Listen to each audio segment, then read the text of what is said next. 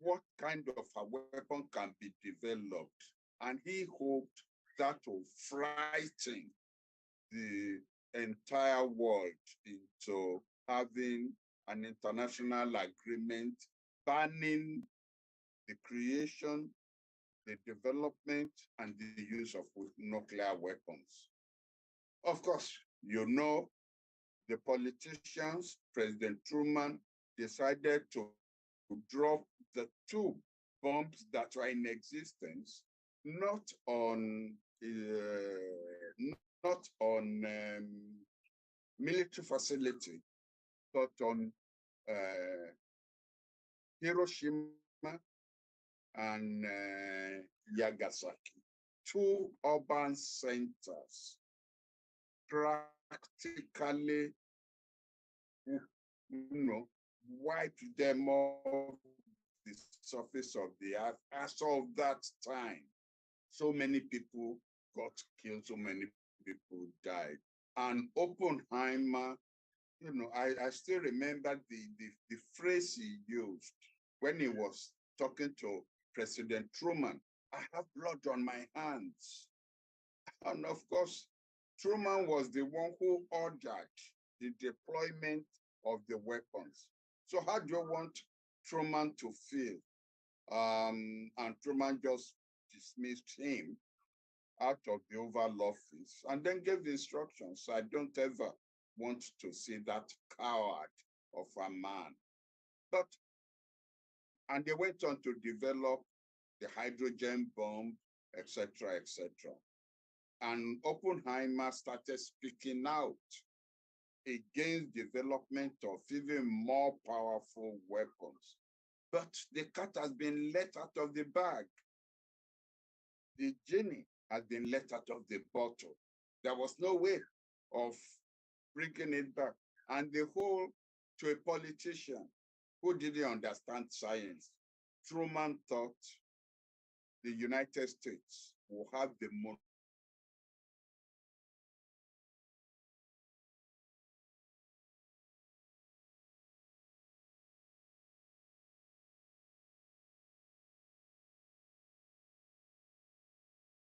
monopoly of the knowledge. Knowledge is never the monopoly of one nation or one civilization or one race.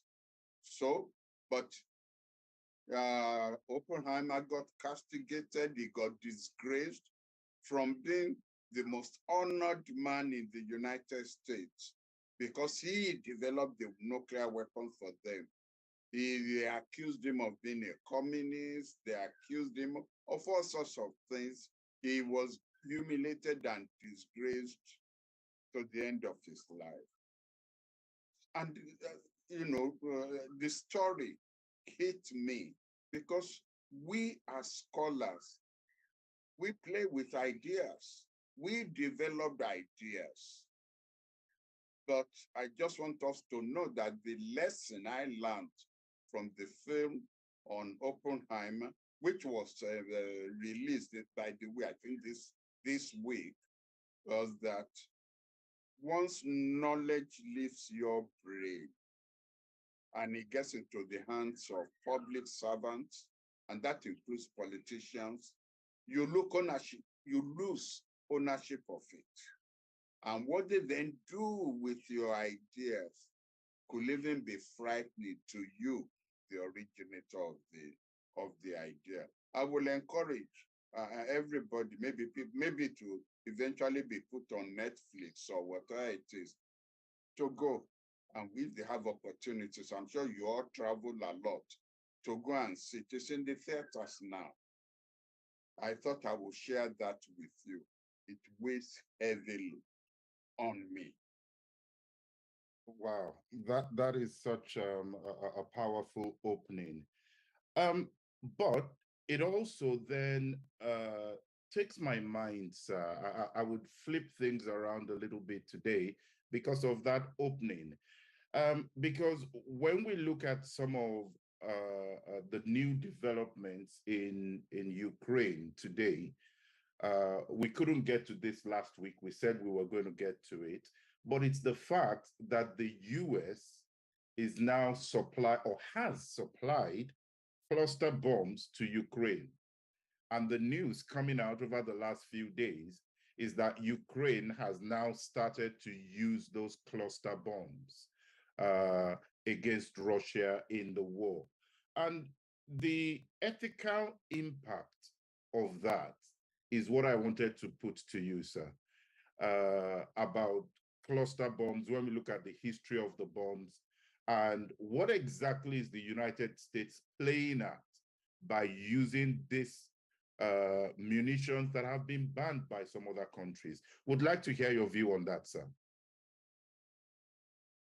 Thank you. And I'm happy you've established the linkage, which I wasn't even thinking of when I made my introductory remarks, between cluster bombs and terrible weapons that politicians are prepared to use against all available knowledge about the impact of those cluster bombs. Now, cluster bombs have been banned, if you like, through convention. I think about 180 nations in the world or thereabouts have, voluntarily renounced the use of it. And the United States, Russia, and Ukraine had at least 3 nations, probably Belarus, that is the, tied to the apron rings of Russia, are the only nations that have refused to forsake the use and ban the use of cluster bombs. I'm not being condescending, gentlemen. I mean, ladies and gentlemen, because we're all scholars in the same field. So we all know what cluster bombs are. But for people who are not on our platform and who stumble across our platform on YouTube, let me explain. Cluster bombs are bombs which normally a bomb is just one. It hits the ground, it explodes. And that is the end of that one bomb. Cluster bombs, if you drop it from an aircraft or you fire it by an artillery gun, it explodes in the air. And it is made up of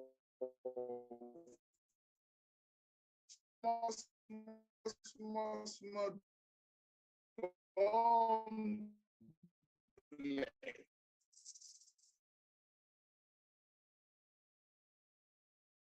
now is those bomblets that then are filled probably as well. So that is the number one danger. It doesn't have a specific, accurate target.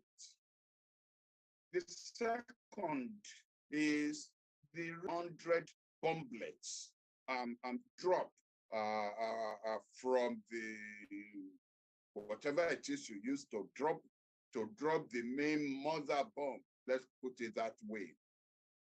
Is about 5% failure rate, which means, is it failure rate or success rate?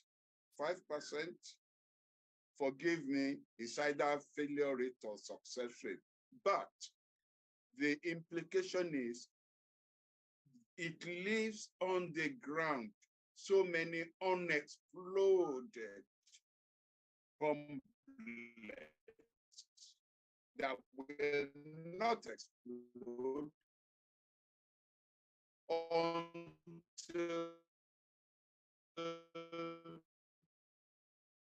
you kick it, you step on it, or you pick it up and play with it.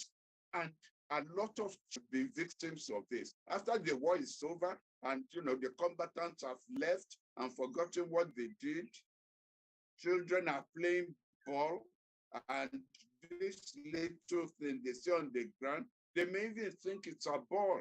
They kick it and it explodes and destroys the life of that child by, losing one leg or losing both legs, or depending on the height of the child, it could even blow apart the chest. These are the two dangers. I mean, if the whole bomblet will explode, then at least you will know that is the end of this matter. But not all of them explode when they are dropped. And so for years after, in Vietnam, in Iraq, in Afghanistan, those bomblets are still exploding across farmlands. So it's not soldiers they are killing now, it's farmers they are killing now. Why would the United States refuse to ban and destroy its stock of these weapons? Why would Russia refuse to ban and destroy its stock of weapons? And why would Ukraine refuse to destroy its own stock of weapons? He didn't know it was going to get into this war with Russia. Now, some people may take the point of view that, oh, well, they had the foresight. But whatever you use, especially against an enemy that has the same weapons, you are going to get retaliation. So what have you gained? I think it is, again, what Hans Morgenthau called arrogance of power on the part of the United States to say no weapon has ever been discovered that the United States, one, has not used, two, has not stockpiled. Is that the kind of legacy is civilization wants to have? Is that it? We've talked on this platform about the fact that the American civilization is coming down while the Chinese civilization is going up. So 50 years from now, the United States is not going to be the top gun, but is this what you want the world to remember you for? That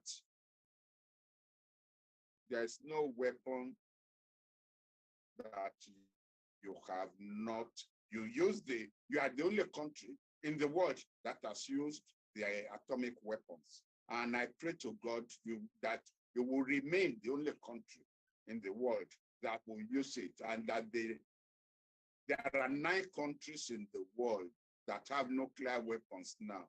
And I pray to God that none of the 9 countries will resort to using the bomb in their conflict areas. Now, so let me answer it. I expect someone to say, Prof, are you now not being hypocritical? Surely you, when you were a foreign minister, advocated the development by Nigeria of the black bomb. So are you now not being hypocritical, speaking out against the use of bombs, whether bomblets or nuclear or hydrogen bomb or thermonuclear bomb or what? And you will be right to raise the question, but again, and this is the issue, when you are a public servant, the parameter of your thinking is different from when you are just a scholar. I was thinking of the national interest of Nigeria. I was thinking of, if you like, what I will call the universal interest of the black race. The white race colonized and enslaved us, the black people, because they had the Tommy guns while we had spears. And so Militarily, they were able to overrun us and enslaved us. And I thought we should never again put ourselves in the position where a civilization will be better armed than us. Professor Ali Mazrui, whom I have a lot of respect for, was actually the first one when he came to the Institute, when I was DG. He gave a series of lectures at the Institute at that time, and he coined the phrase Niger Saki, and the development of nuclear weapons. Now, if you look at that, Niger Saki, he simply removed, he removed the Japanese, the beginning of the Japanese where the bomb was dropped, and replace it with Niger, shortened form of Nigeria. Or what we do today, we will now call Niger Saki. He was the first one who said there should be no monopoly by any civilization of the possession of the nuclear weapons, because we could then use it to blackmail the black race. So that's my own rationalization. I'm no longer in office. I'm now just a retired scholar. Well, scholars never retire. I'm a retired chap with still a brain that is, over-functioning. And therefore, I can take a moralistic position. But I am still in favor of Nigeria developing, for the sake of the black race, nuclear weapons. So let me pick out a few things from what you said there, because I know two wrongs don't make a right, but we've seen some news around December last year. Again, one needs to be careful about some of the content that we see from news outlets. But we do have some news out there that Russia was actually the first to use cluster bombs in this war somewhere around December last year. Now, if that position was true, could this then be the retaliation to Russia having actually used cluster bombs? And if we take that one step further, we look at some of the challenges that Ukraine has had in terms of their counteroffensive, in the fact that the Russians have actually left loads of mines in place, which are having pretty much the same effect as the cluster bombs that we have out there. So on that basis, and given the fact that this is a war situation, one could argue that, well, if Russia thinks they could have used it and gotten away with it, then maybe Ukraine too is well within their remit to use a similar kind of bomb in that area. So that's the first point. I don't know if you want to respond to that before we move forward.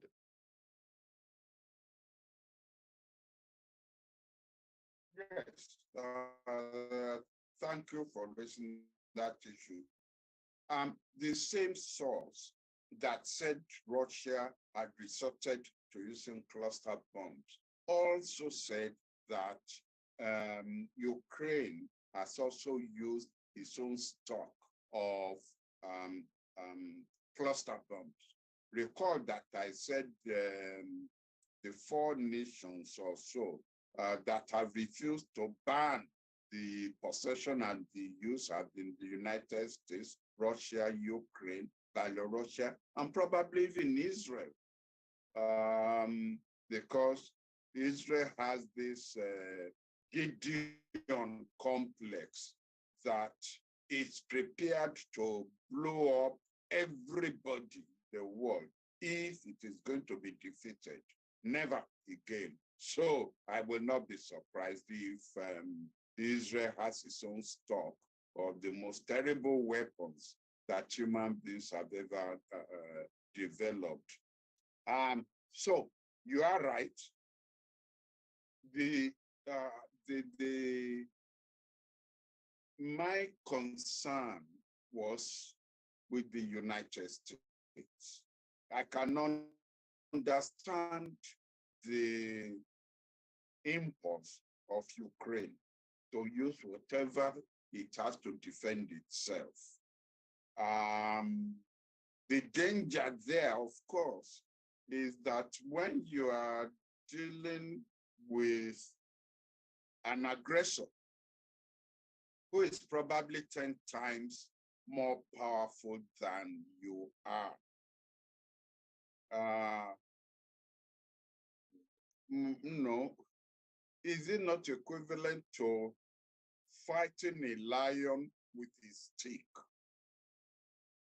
Apart from provoking the lion the more, do you really achieve anything? That's number one. Number two, now let's talk strategy. Even if the United States was going to give cluster bombs for Ukraine to replenish its stock, must it announce it to the whole world?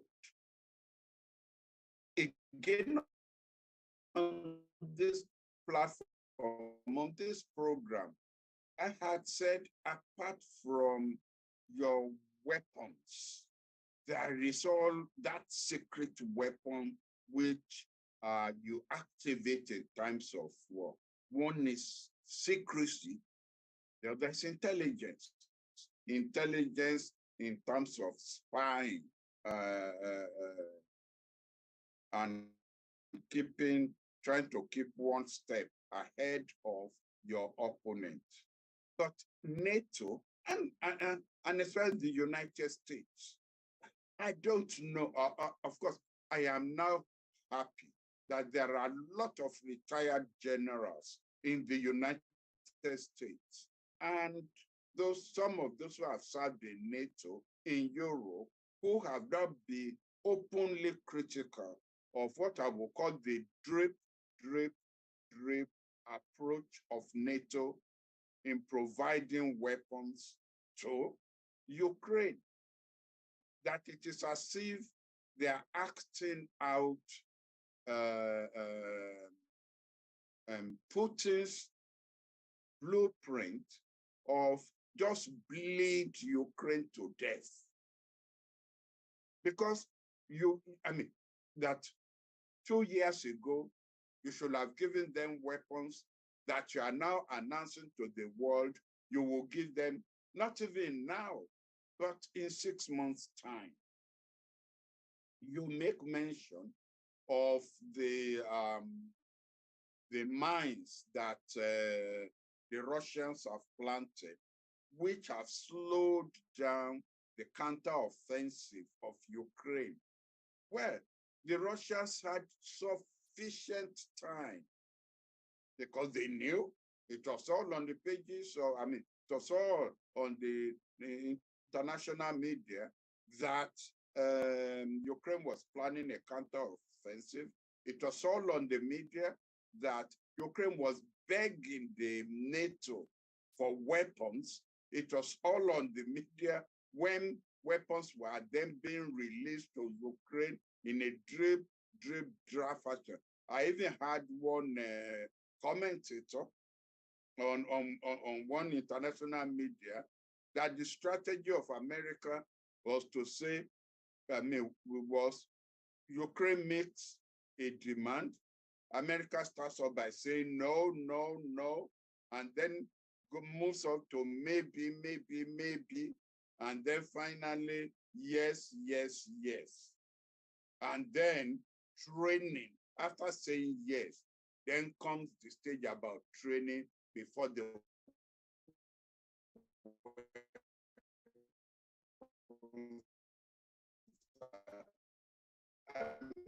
the person you are going to fight has sufficient time also to take counter moves So, critical of the United States in what it has done and in its approach to weapons supply to Ukraine. Thank you for that, sir. Once again, to our viewers, apologies. We're running on a backup line tonight, so you may be noticing some video quality issues there, but we can hear you very well, sir. All good on that front. But let me move the conversation, sir, towards what Russia has now done regarding the grain export deal that they've now decided they're going to pull out of. So would like to get your view on that. But more importantly, the stance that any commercial ship going into Ukrainian ports, they're going to deem as enemy ships bringing weapons into the country. How do you react to that news, sir?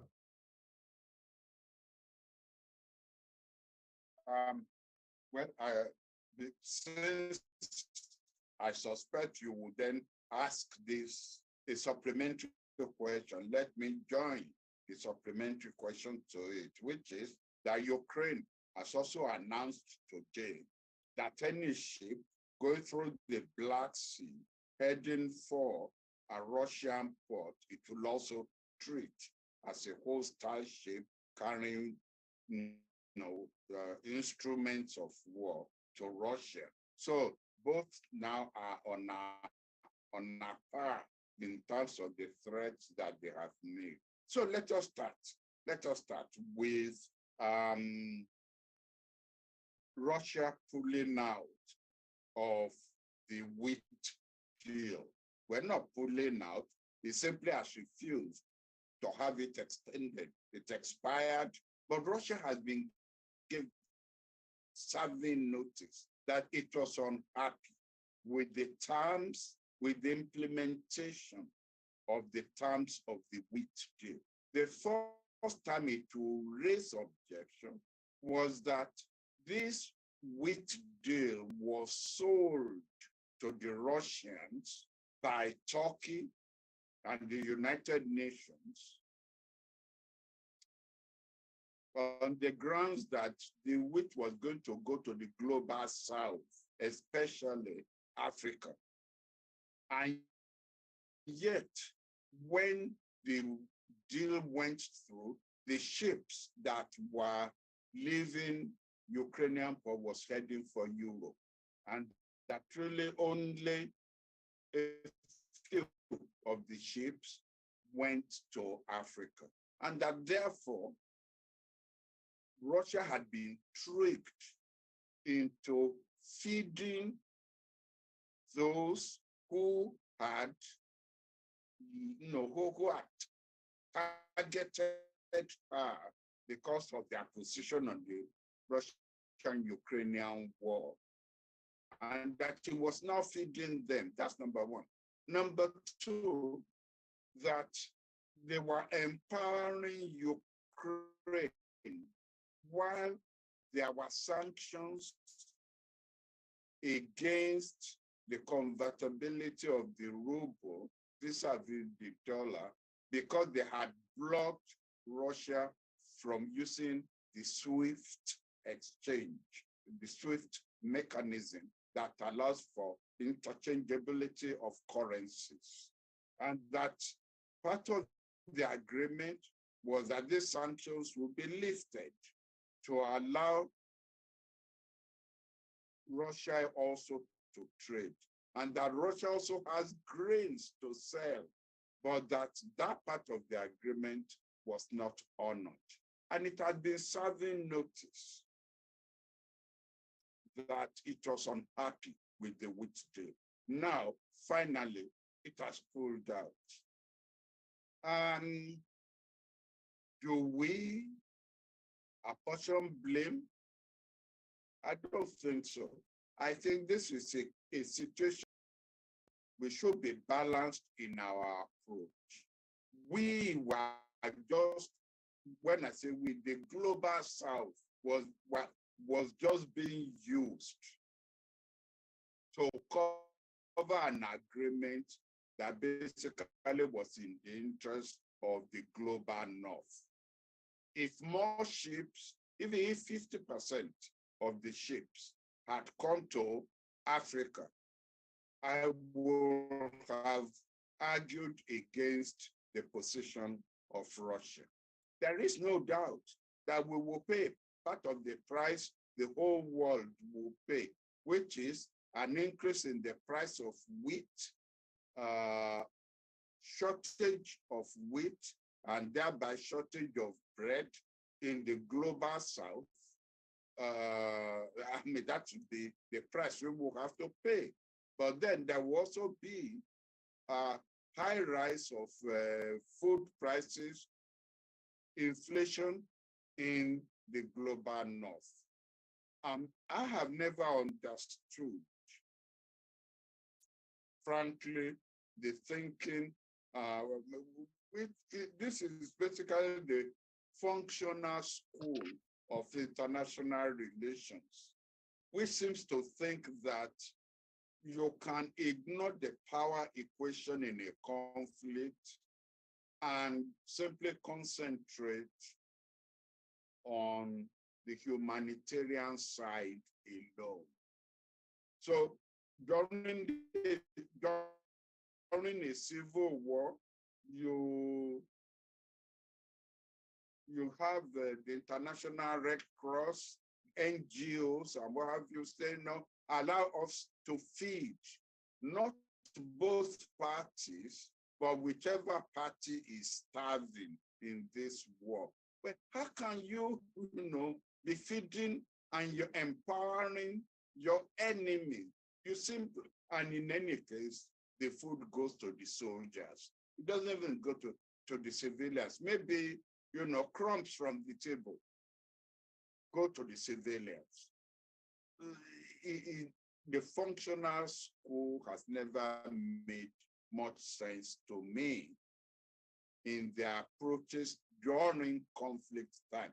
When there is no conflict, yes, you can concentrate on the social welfare or the social indices in human affairs, more development of schools, development of hospitals, development of infrastructure, and what have you. But once war starts, you are allowed to blow up bridges because you cannot leave assets in place that will strengthen whoever controls those assets, or the asset is on the other side of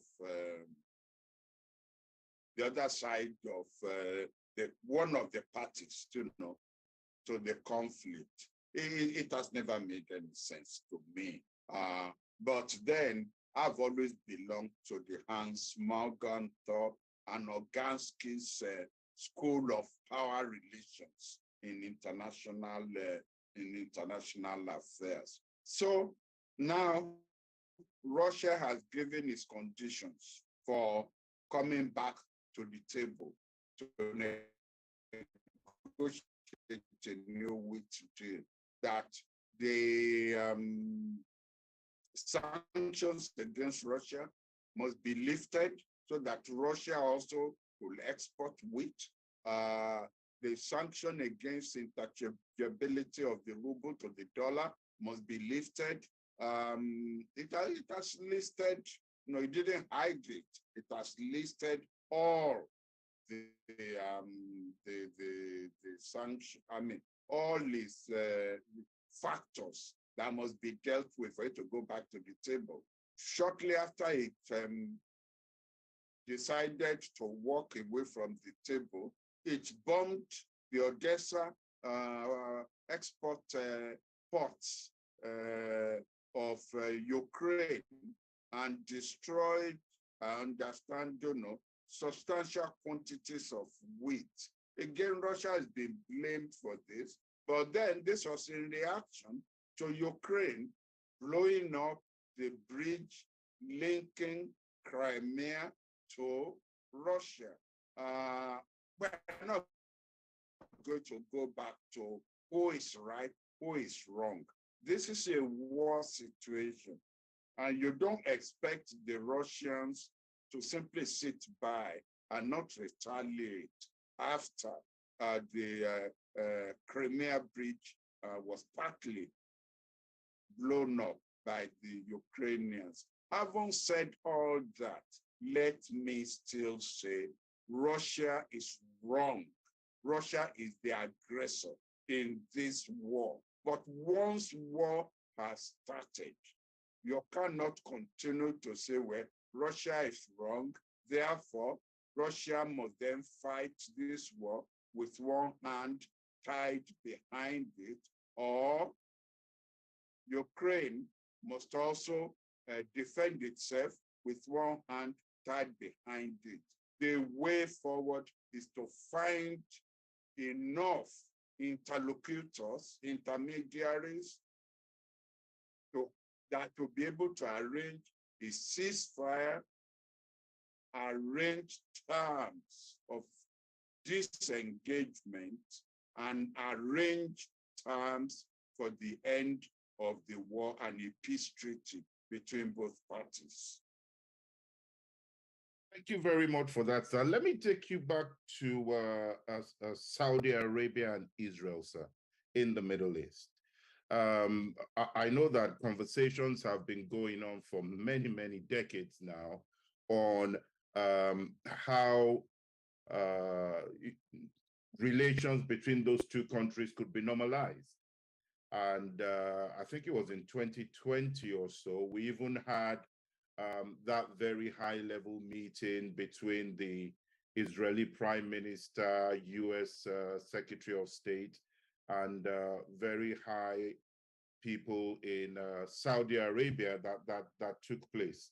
But then this week, we've then had the Israeli president speaking to Congress in the US, and he was quite animated in the way he talked about what the United States was doing to push better relations between Israel and Saudi Arabia.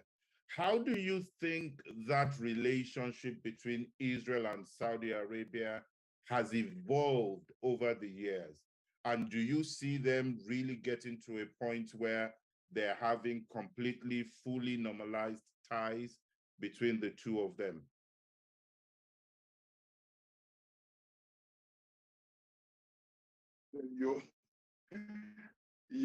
One of the advantages of a former minister still practicing scholarship is that seldom do you have things in global affairs that he hasn't experienced. And this issue between Israel and Saudi Arabia reminds me of the relationship or non-relationship between Nigeria and South Africa during the apartheid days.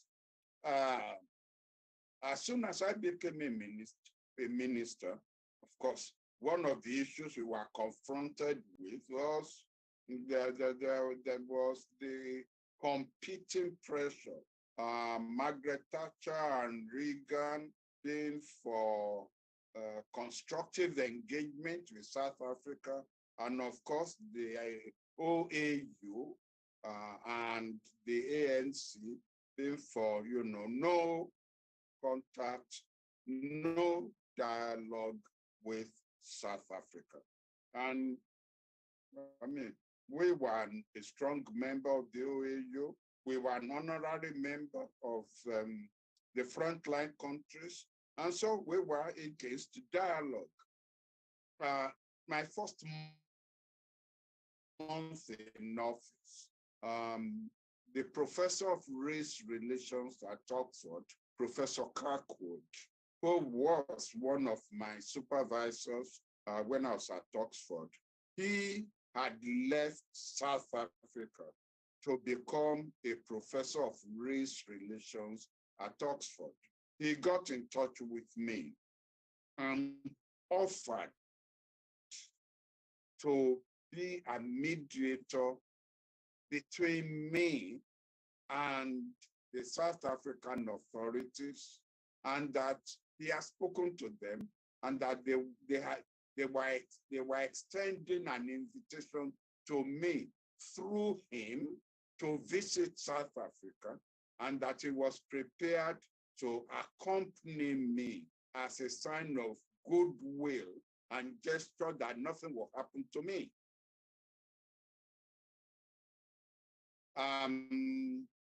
Of course, I turned that down flat.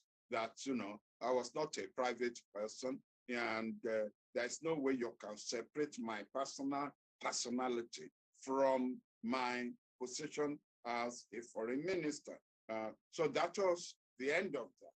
But there was now pressure from Britain, pressure from the United States for Nigeria to now become engaged in a dialogue with South Africa, which again we resisted. But it wasn't easy, because there were elements within the Nigerian military, and there were elements within the kitchen cabinet of President Babangida, who actually were under American influence and were pushing IBB to authorize Nigeria formally endorsing constructive dialogue with South Africa, which of course the ministry and I fought back, and at least until I left the ministry, there was no such thing.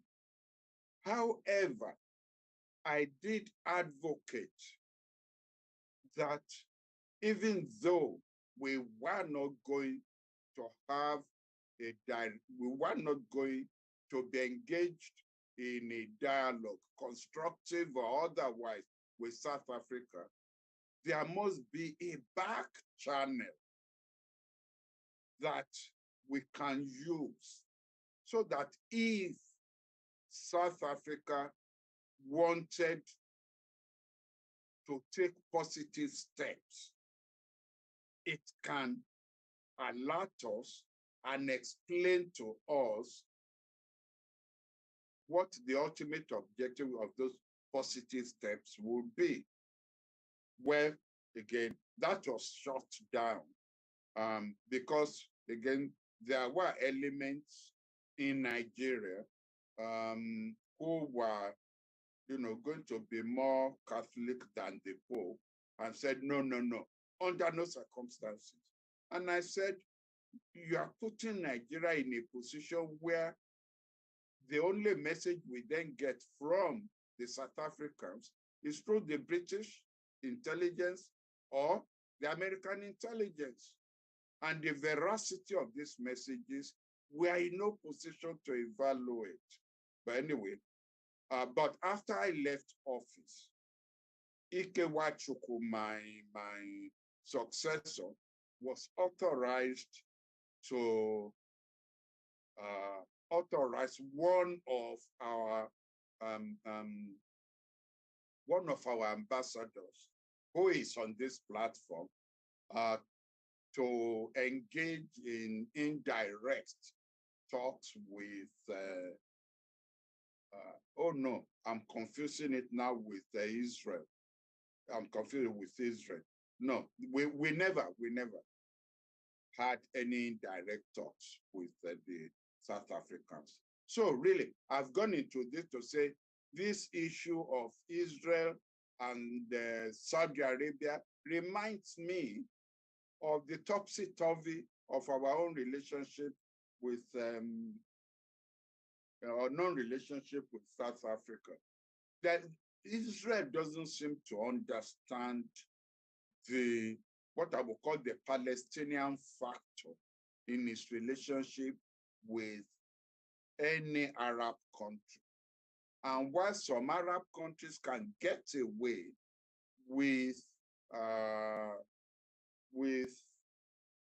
ignoring the Palestinian factor and signing peace treaties with Israel,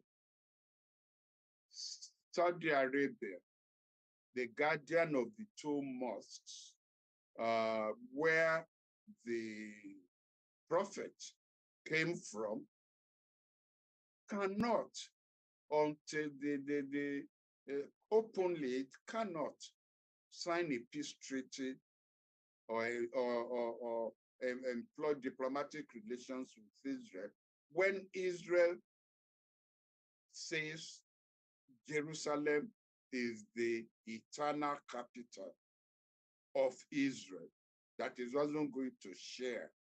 Because you'll recall after the 1948 division of Palestine into two, East Jerusalem was put under the control of, well, not the Palestinians, under the control of Jordan, and the mosque, the Holy Mosque, was in the eastern sector. Therefore, it was under the control of the king of Jordan. But after the 66, there was 66, also 67 war, I believe, Israel captured the whole of Jerusalem. And since then, it has been under the control of, how will Saudi Arabia explain to the Palestinians several of the actions of Israel and how it will ignore this and sign peace treaties or establish diplomatic relations with Israel, unless it was under the conditions that Israel was now going to retrace some of the steps that it has taken, where the concept of the two states will become actionable again. But right now, given the activities of the Israeli settlers, settlements which under international law have been regarded as illegal, and which had made the concept of two states, a Palestinian state and an Israeli state, it has made it, a non-starter. No way. Those settlements have been located in such a way that the Palestinians will simply have pockets of land not adjacent to each other. Then how can Saudi Arabia sign a peace treaty with Israel and establish diplomatic relations? It's simply not possible.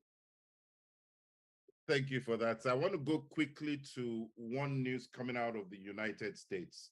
And since we've kind of talked about, the ethical implications of cluster bombs and the movie regarding the nuclear bomb, I thought that this would be an interesting one to hear your views on. And this is the fact that some group in the US are calling for there to be an ethical code of conduct for the Supreme Court judges in the United States. Now, when I heard that there wasn't one, I was personally shocked, because it's now turned out that some of the judges have been involved in trips, some of them in real estate transactions, but then there is no code of conduct that stops them specifically from doing such. What is your view on the absence of a code for Supreme Court judges?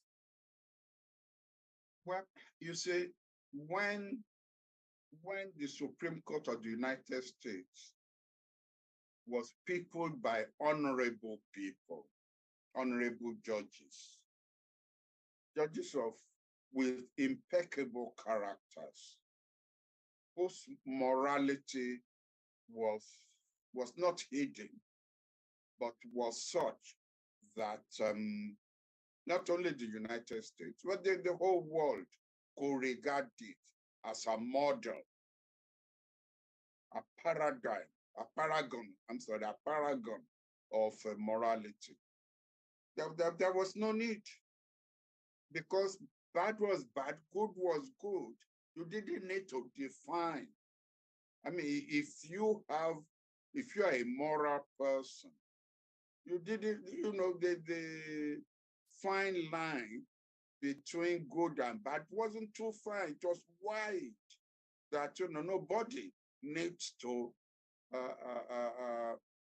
explain or train or educate you. But now, the Supreme Court of the United States had shady characters on the bench. And unfortunately, one of them is one of us. It's an Afro-American. And in any case, put there by the Republicans, and his morality, his character was challenged even at the time that he was nominated.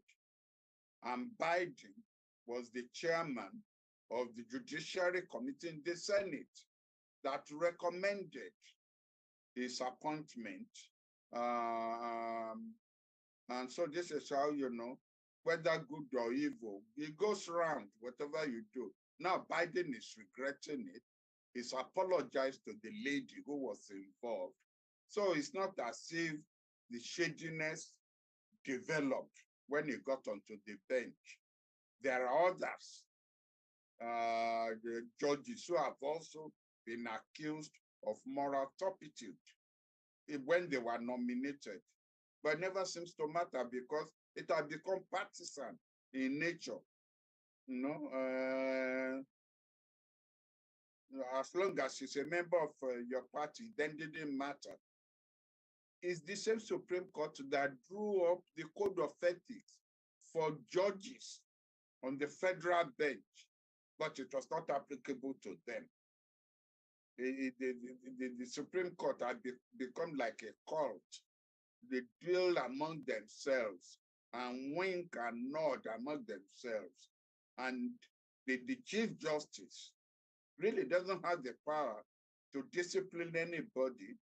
And so there's no leadership, and the whole body cannot even, there's no oversight of the Supreme Court. In a way, the Senate can file articles of impeachment against Supreme Court judges. I'm aware of that convention being activated only once. And the Chief Justice then sits as the president of the Senate. And in this one particular case, it was the vote of the Chief Justice that saved that justice from being removed. Left to the vote of the senators, it would have been removed. It would have been found guilty and removed. But the vote of the Chief Justice, who was presiding. So now that it looks as if the Supreme Court had become so thoroughly rotten, the Democrats who are in control of the Senate are now saying this is the time to have a code of ethics for the Supreme Court. But surprisingly, the Chief Justice wrote to them to say, no, we can police ourselves. No need to have, external policemen to police us. The judiciary in any country is, you see, the judiciary in any country is endowed by the power of life and death over us, the citizens. And yet, there's nobody who controls them. There's nobody who polices them. You will recall You will recall in Nigeria here, when the DSS, in the middle of the night, invaded the houses of some members of the judiciary and found humongous amount of money under their beds in foreign exchange, in Naira, and arrested them. The Court of Appeal, the same people, these judges, the Court of Appeal ruled that no, the police cannot arrest sitting judges, that you have to wait for the judiciary to have removed them first before you can then arrest them. And they've, the federal government appealed the case to the Supreme Court of Nigeria. We haven't had anything about that case anymore. So you see, you have that situation where judges are sitting in judgment over their fellow judges, and they're protecting them. So it's the same thing, it's the same situation that the Supreme Court in the United States is faced with, and their behavior has become so scandalous that even a major political party felt it should step in, but it's not going to go anywhere. The Republicans have opposed it because the people, the judges involved, were nominated by the Republicans, and so are regarded as Republicans on the bench, and it's not going to go anywhere. Even if the Senate approves the resolution, is dead on arrival at the House of Representatives, which is controlled by the Republicans. But something has to be found about how do you control judges, because their fellow judges will rise up. There'll be a communality of interest to be protected. Thank you, sir. One last question I'm going to put to you before we go tonight. It seems that reason has somewhat prevailed in the BRICS conversation and the visit of Putin to South Africa. Now, the South African presidency has announced that Putin wouldn't be attending, and that the foreign minister will attend, but Putin would be joining some of the talks remotely. What do you make out of that? Is this definitely Putin backing down, but trying to make it look like they're still in control? No. Everybody's face has been saved. There's nobody who could have arrested in South Africa. Which troops are you going to use by the ICC? However, the South African judiciary is one of the most independent and unpredictable judiciary in Africa, even though they also do tend to give crazy judgments at times. And I don't put it past one judge. I don't put it past an NGO going to one judge to issue a warrant of arrest against Putin, and that judge granting it. And you now find Ramaphosa in the position where he will now have to say no and run contempt of court risk against his own judiciary while he allows Putin to fly out. Number two, I don't roll it out past Ukraine to find one mercenary plane, Air Force, that is then prepared to bring Putin's plane down in some, in some country where Putin can then be arrested. I don't mean to shoot down the plane, but to force the plane to land.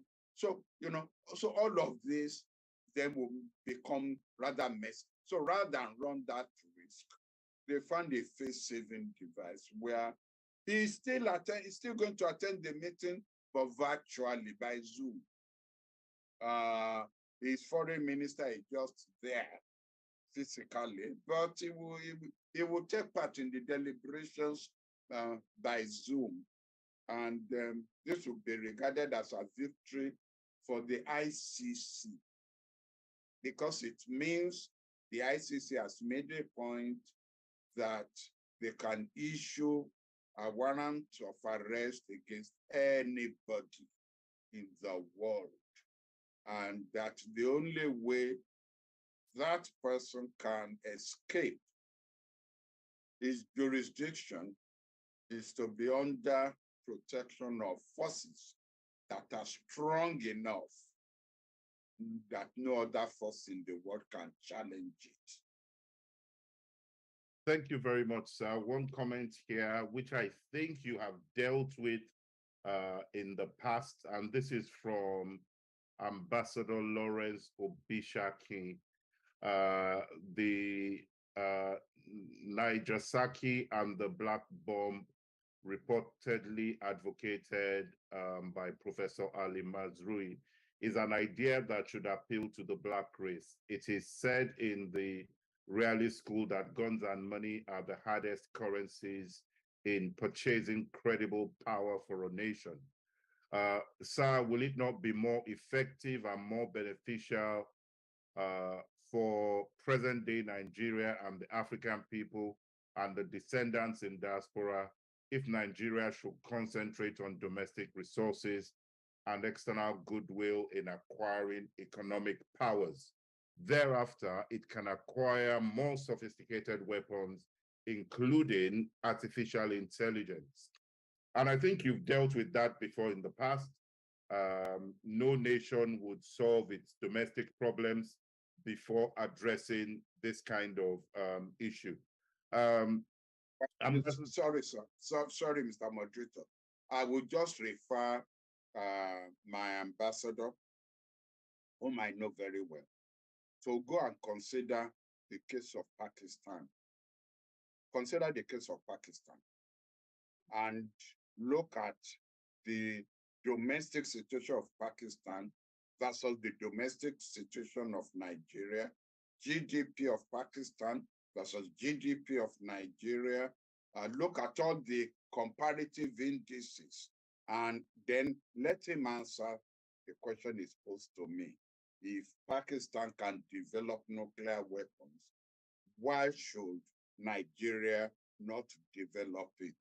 If the indices show that the comparative indices show that I am wrong, I will be the first on this program to concede.